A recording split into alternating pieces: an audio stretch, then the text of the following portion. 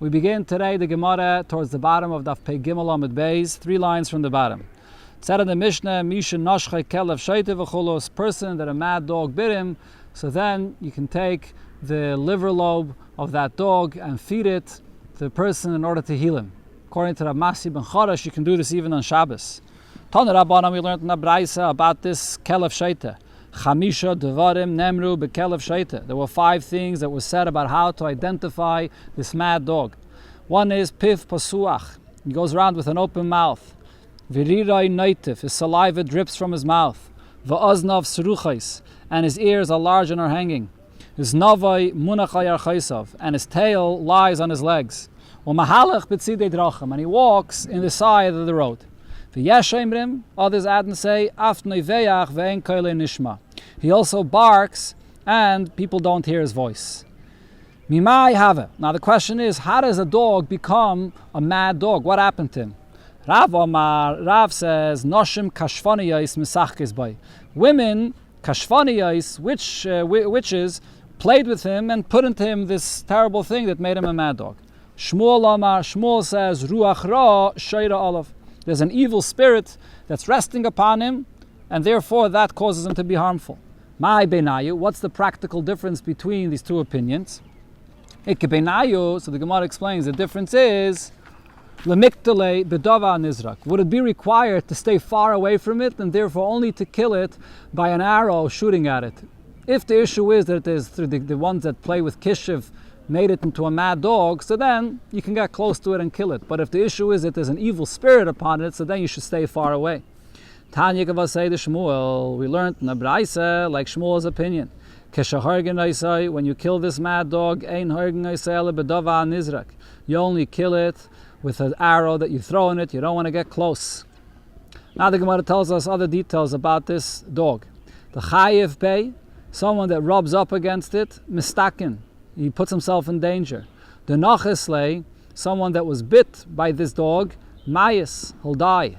So the Gemara now says the Chayev Bey, so someone that was rubbed up against this dog, mistaken, so he's in danger, Maita Kante. How could he heal himself? So the answer is Nishlach Money, let him throw off his garments, and the Bach adds V'nishdinu Kamei, should throw it in front of the dog, V'nit, and he should run away. Rav Huna Bereid Rav Yeshua, so Rav Huna Bereid Rav Yeshua had this happen to him. He had one of these mad dogs rub up against him in the marketplace. Shalchinu lemane, so he took off his garments and virohit, and he ran. And Omar, he said about himself, Kiyanti ba'atzmi hachochme techaye ba'aleo. I fulfilled with myself this that it says that the one that has wisdom, so he has life. The one that possesses it has life because over here, because he learned, he knew this remedy of what to do when this mad dog rubbed up against him. Then we said, the nachislei, a mad dog that bites you, mayas, you'll die. So maita kante, what's your healing? Omar Abayas says, naisi meshche de ape dichre. Bring the skin of a male appa. Rashi says an appa is a tzavua, some kind of animal, I'm not sure what this is.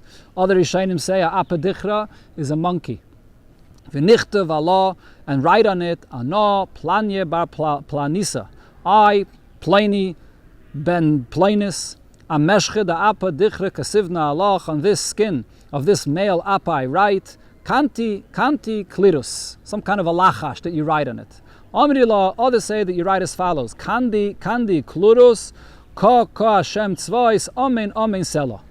And then, v'nishlechinu lemane, take off your garments, v'likrevinu be'kivri, and bury it in a burial place, ad treise yachishata, for 12 months of the year. And then v'nifkinu, after that, take it out, v'niklinu b'tanura, burn it in an oven, v'nivderinu lekitmei, and then spread out its ashes, aproshes rachim, on the fork of the road.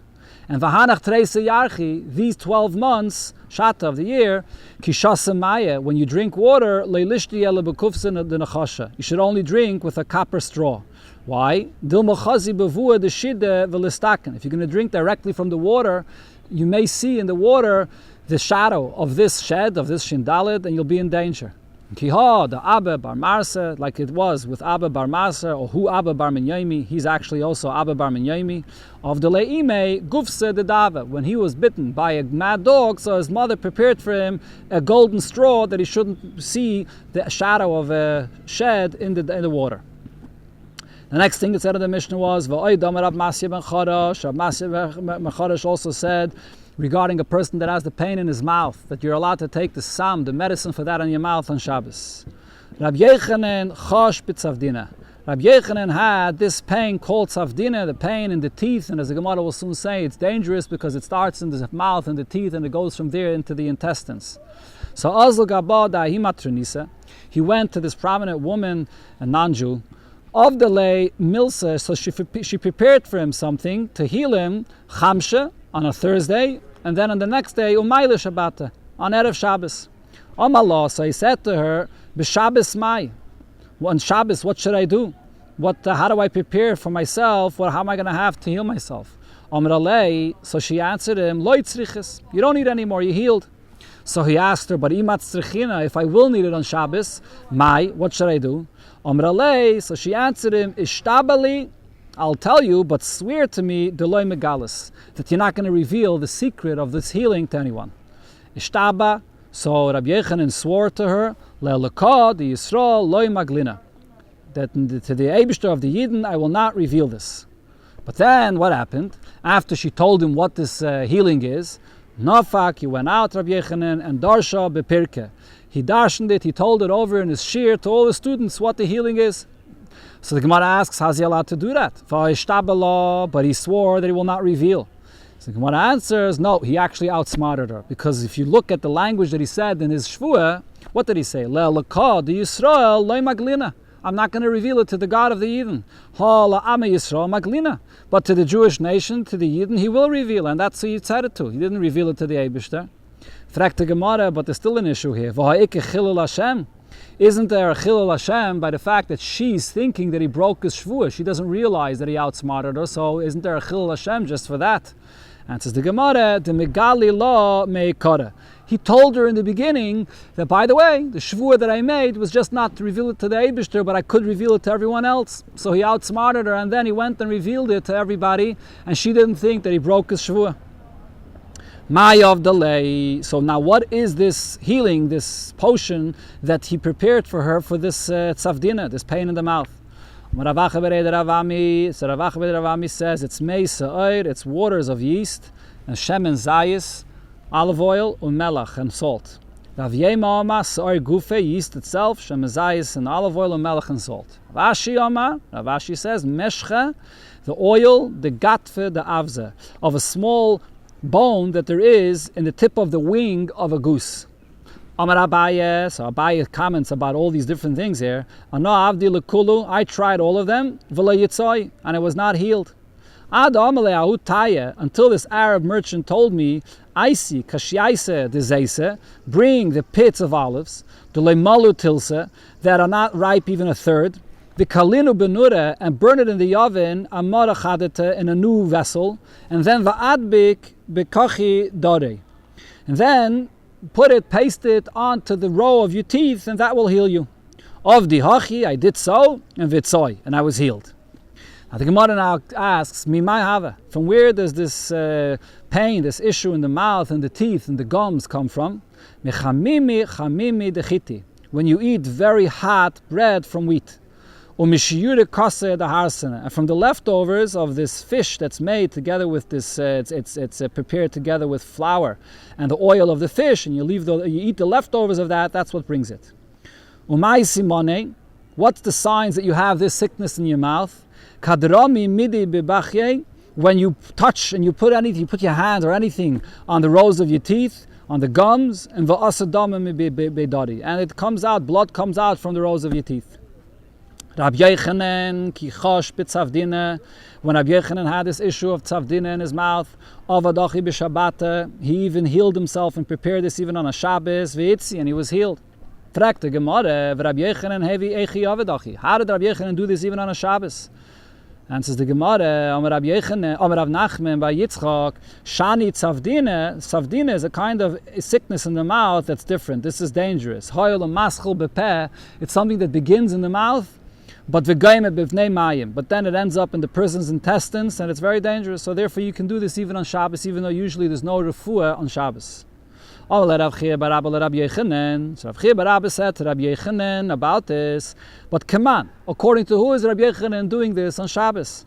Rab Masya ben Chorash. Isn't it like Rab Masya ben Chorash? In the Mishnah, it was Rab Masya ben Chorash that said that someone that's chayshish b'groina, he has this pain in his mouth, that he's allowed to put the sam in his mouth on Shabbos. So it's only Rab Masya ben Chorash's opinion. But it's seemingly that Rabbanan disagree with him. So why is he following the opinion of Rab Masya ben Chorash? So the Gemara answers, Amalei, Shani Oimer, no, I say, Bezu Veloi Ba'acheres, that the Tana Kama that argues with Ramasi ben Chorash is only arguing by that case before, which is the case regarding the mad dog, whether you can use the healing for that by giving to feed the person from the liver lobe. But regarding this case, where it speaks about putting the sam in the mouth for the pain in the mouth, over here, he didn't argue about this. So over here, everybody agrees that this is allowed to be done on Shabbos. Shall we say we have a proof for the fact that the Rabbanon did not argue on Rab Masya ben Chorash regarding putting the sam in the mouth on Shabbos? Because it says in the Braise, Misha Ochza Yarken, person that has his face becomes green, this is jaundice. You can give him to eat the meat of a donkey. In other words, even not kosher meat, it's dangerous, so you can give him to eat. You can give him to eat from the liver lobe of this dog. The last thing it says here in this brayse is someone that has this pain in his mouth, which we're speaking about, it's avdina. You can give him the medicine in his mouth on Shabbos. Divrei Rab Masya ben Chorash. This is all what Rab Masya ben Chorash said. Now the Chachamim argued, and they said, be'elu, specifically in these, ein be'em mishum refuah. This is not a refuah for him. So when Chachamim are arguing, Chachamim didn't simply say ein be'em mishum refuah, referring to everything that Masya ben Chorash was speaking about. Chachamim said be'elu. He was arguing only in specific cases. In other words, he wasn't arguing on everything that Masya ben Chorash was speaking about. So what was he arguing on, and what was he not? So the Gemara says be'elu. When Chachamim say I only argue on these, doesn't it mean lemute mai? What is he excluding that he does not argue on? So my lav, or the Bach takes out my lav lemute sam. Isn't it to exclude the sam that you place into the mouth that he doesn't argue on? In other words, the other two, which is eating from the liver lobe or to eat from the donkey, so that's not like a real kind of a medicine. So that's something that the Chachamim argued on. Be'elu, he's saying that's not a refuah. But when it comes to the sam, to this medicine that you place in the mouth for the tzavdina, that he didn't argue about. That's why the Chachamim used the term be'elu. So this is a raya to what Rabbi Yechanan said, that Rabbanan agreed to Rab Masya ben Chorash in this. So the Gemara says, when they say be'elu, they're not excluding the sam in the mouth. Rather, l'mu'ute makizin dam l'srunchi. That excludes another case, which we'll soon see that Rab Masya ben Chorash spoke about, which is whether you're allowed to let blood from a person that's suffering with srunchi, which is a pain in the throat. Is that something which is a good refuah, and is it allowed on Shabbos? That's the one that the Chachamim are not arguing on. But on everything else, they are arguing on. Even regarding the case of putting the sam in the mouth for the tzavdina, they are arguing on that. So this is still not a raya to Rabbi Yechanan. And here I'll bring you, it's logical to say that the Chachamim are only not arguing on this case of makizin dam l'srunchi. As we can see it from another brayse. Tanya, and another brayse we learned, there are three things that Rabbi Shmuel bar Rabbi Yosi said, Sheshama mishum Rab Masya ben Chorash, that he heard from Rab Masya ben Chorash.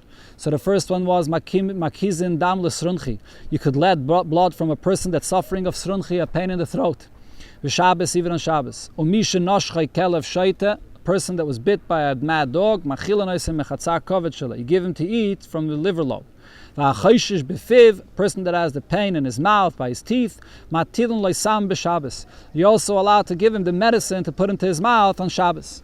Chachamim are arguing, and here again Chachamim use a term to be clear that they don't argue on everything. Be'elu, specifically these, ein be'em mishum refuah. they don't have the power of healing. So be'elu, when Chachamim are saying we're only arguing on these, what does this refer to? Lumute mai, what is it coming to exclude? Mai lav atarti basraisa. It's going on the last two. And so in other words, on the first one, dam l'srunchi, that's the one that he does not argue on Rab Masya ben Chorash. But on the other two that are mentioned over here, that Kelev Shaita and the case of Hachoshish Befiv Matilin Leisam B'Shabbos, on that they did argue. So therefore, over here I see that they did argue on Rab Masya ben Chorash, even regarding putting the medicine in the mouth on Shabbos. So this is a question on Rab Yechanan, that he did so. It's only Rab Masya ben Chorash's opinion. The Chachamim disagree.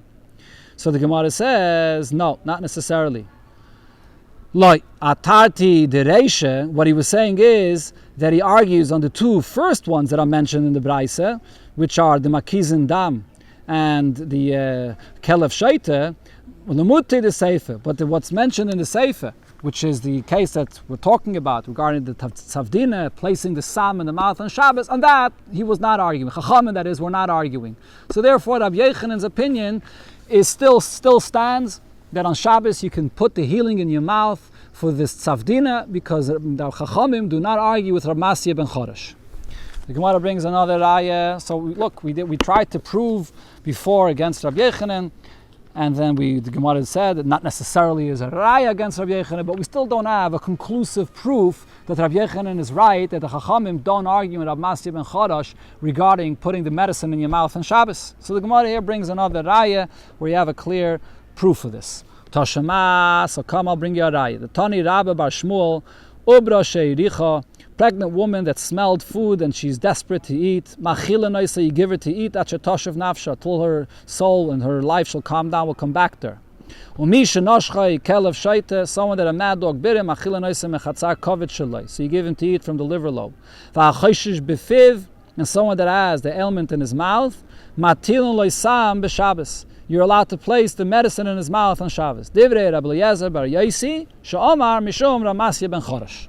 The Chachamim say, Bezu v'loi ba'acheres. We agree to you only with one of them and not by the others. So, but we don't know now which this is. Bezu ahai. Which is the one that the Chachamim agree to Rabbi Masya ben Chorash?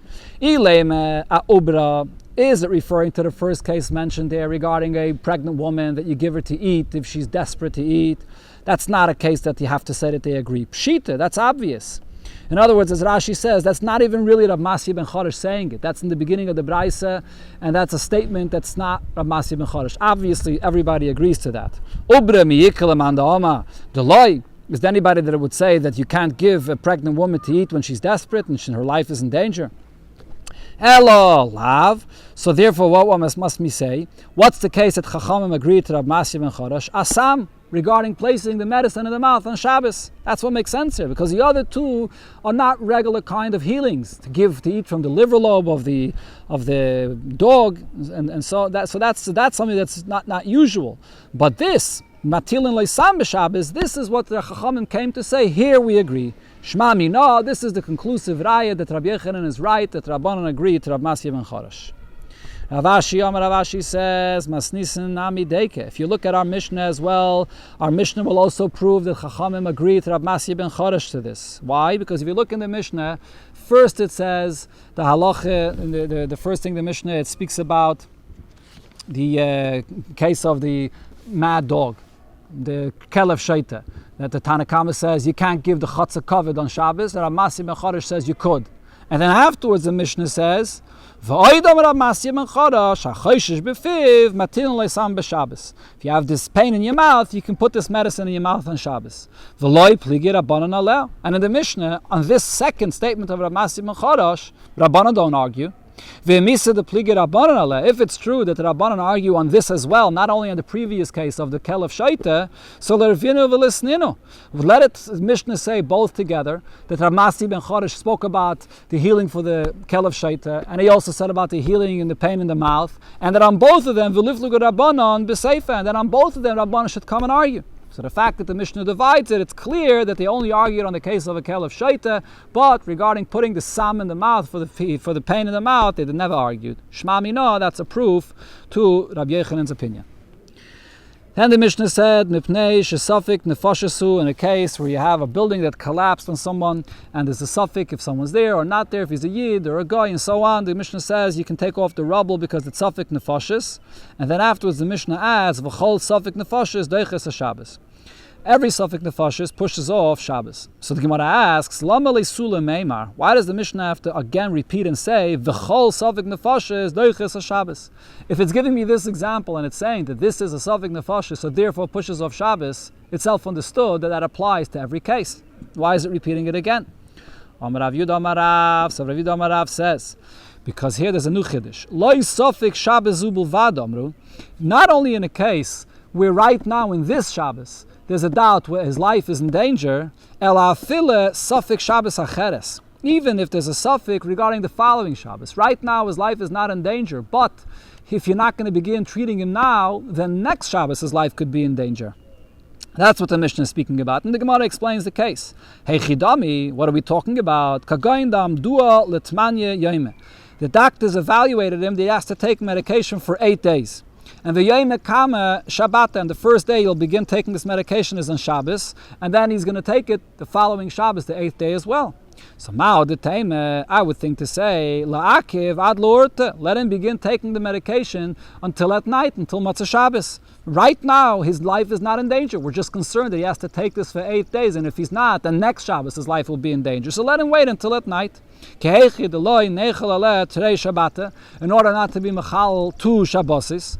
Kamash Malon, that's what the Mishnah says again, v'chol suffik nefashos, that even in such a case where his life is not in imminent danger, nevertheless, we don't wait, we give him the medicine right away. Tanya Namayachi, we learned so in a Braisa as well. Mechamin, chamin, l'chayla b'Shabbos, we prepare and heat up water for a sick person on Shabbos. Ben lashkaisai, whether it's to give him to drink, ben lavraisai, whether to heal him, bathing in it.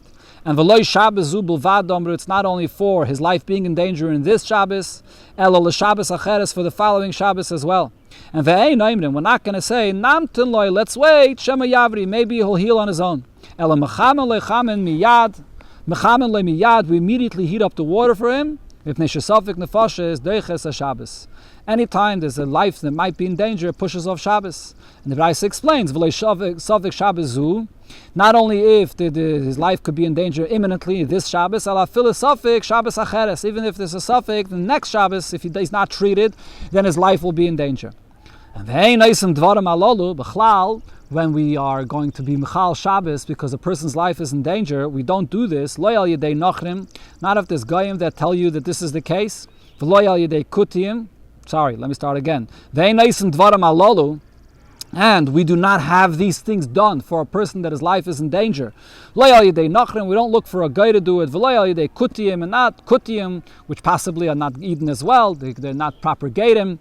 Ella al yedei gedei Yisrael, it's done through the greatest of Yidden. You don't want to delay it. You make sure that everyone should know that it's clear that you can be Mechal Shabbos. You take the greatest people to come and do this. Now, you don't rely and say that this should be done to be Mechal Shabbos to heal someone. Loyal pinoshim. Not according to the opinion of women that don't necessarily know if that's the case, and v'loyal pikutiyim, and not based on the opinion of kutiyim that may not be saying the honest truth about the situation. You have to have an honest opinion and someone that knows whether it's necessary to be Mechal Shabbos. Avol mitztarfin l'das acheres. But in a case when you have an argument whether it's necessary to be Mechal Shabbos or not, as Rashi brings, let's say 2 say that you should be Mechal Shabbos and 3 say you shouldn't be Mechal Shabbos. So then you could combine the opinion of a woman or a kuti to say that you should be Mechal Shabbos. Zok the Gemara, we learned in Braisa, Tan Rabbanan, Mefakchim bekoach nefesh b'Shabbos. You have to attend to save a life on Shabbos. V'hazor is one that's diligent about this. Areza meshubach is praiseworthy. You don't have to first go and get permission from a bezdin. What's the example for this? You saw a child that fell into the water. Spread out your net to malayu and bring him up.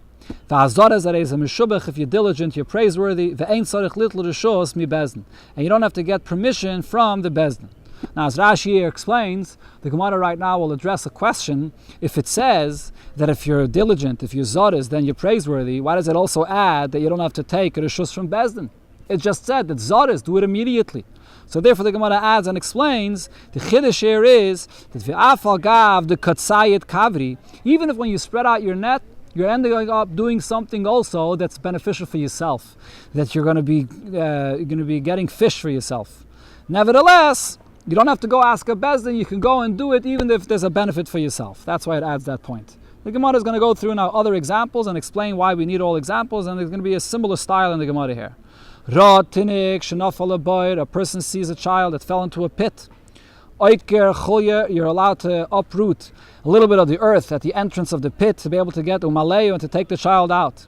If you're diligent to do this, you're very praiseworthy. You don't have to take rishos from the bezdin. So again, the Gemara explains why it repeats it again. Even though when he does this, he's having a benefit for himself. He's fixing and making himself a step to go into this pit. Nevertheless, it's allowed to be done because you're also saving the life of the child. Another case, you see a child that's locked in a room. Shoivra, you can break it open. And he takes out the child, he can be very afraid inside, and it can be sakanas nefashis. So again, the Gemara says both of these expressions. So what's the chiddush here? Even when he breaks the door, he has in mind that, I could now use this as wood, as firewood, or for planks of wood for myself. So nevertheless, but he's saving the child, you're allowed to do this on Shabbos. Other case, mechabin, you can extinguish a fire, mafsikin, you could put up a separation of the mipnei adleika because of a fire, b'Shabbos on Shabbos. In a case where there are people there that can't leave and their life is in danger. You don't have to take permission from the bezdin. So what's the chiddush here? Even though by putting out the fire he's leveling and preparing for himself coals that he could use later, so he has a benefit for himself, nevertheless you can do this on Shabbos. So now the Gemara will explain why do we need all these 4 examples over here. It's all the same point, so why can't it give me just one example? We need all of these cases.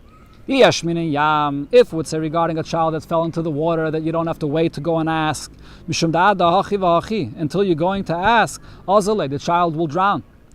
But maybe in the other case of a pit, the kayasiv, that he's sitting there in the pit, maybe not, maybe you should go and ask first. Therefore it says in that case that you shouldn't ask as well. If it would only say the case of the pit, I would say there you don't go and ask mishum de kamivis, because the child being there in the pit alone could be very afraid if you leave him. But in a case where the door is locked behind the child, so he's not going to be afraid being inside, because because you can sit at the other side of the door and you can make sounds with nuts and play, distract him and do something that he should not be afraid, like it is in the case with a child that's deep inside a pit. So therefore, tzricha, you need to have this case as well to tell me that you shouldn't ask. The last case of putting out a fire, why is that necessary to add? The answer is, here there's a chiddush, even if in this courtyard where the fire is, there's nobody there that his life is in danger, anybody could run out. But there's another courtyard where the fire might spread, and there could be older people or sick people that can't walk out. Still, you can put out the fire so the fire shouldn't reach there. Amar Rav Yosef said, Amar Rav Yudah, in the name of Rav Yudah Mashmul, when it comes to saving a Yid's life, we don't follow the rule of Raiv that we do in most of Torah. What exactly is the case that Shmuel said this? Now if the case is the Iketishi Yisrael v'kuti yechad beinayu, if there's 9 Yidden here and there's 1 guy amongst them, so in such a case you don't have to say that you don't follow Raiv. Here it's Ruba Yisrael, most of them are Yidden. Obviously you can be Machal Shabbos to save their life. You don't follow Raiv. Now, palge, even if it's half Yidden and half Goyim, there's also no chiddush you're allowed to save their life on Shabbos. Safek nefashis lahakol. It's a case of safek nefashis, you have to be lenient and save their life. Elo, so the case must be the iket tisha kutiyim v'Yisrael echad. There are 9 Goyim and 1 Yid. And in such a case, he's saying that you don't follow the Raiv of the 9 Goyim that are there to not save. Fragt the Gemara, but Hanami Pshit, isn't this obvious as well because of the following rule? The Havale Kavua. There's a concept called Kavua, which we learned about in Masechta Pesachim, which is when you have someone that's in his established place where he lives. So even if percentage-wise, he's the minority, but that doesn't matter. If you're kavua, so it becomes like mechza and mechza. That you and whatever else is there is like half and half, and therefore it's still a suffix nefashis. V'chol kavua kemechza al mechza. So it's dummy. So in such a case, it's not necessary to say you don't follow Rav. There is no Rav to be applied in such a case. We follow the rule of kavua. So the Gemara answers, so lo yitzricha, the only case where Shmuel's halacha is needed, the parosh l'chatzer acheres. If they all went to another chatzer, so there, once you leave your established place, the concept of kavua does not apply anymore. And here, even if there's Rav Goyim, we don't follow Rav when it comes to pikuach nefesh. Ma'od the tema called the parish merubah parish, I would think to apply the rule of Rav. Kamash malon de leholchu b'pikuach nefesh achar Rav. You don't follow by pikuach nefesh Rav. That's the halacha of Shmuel.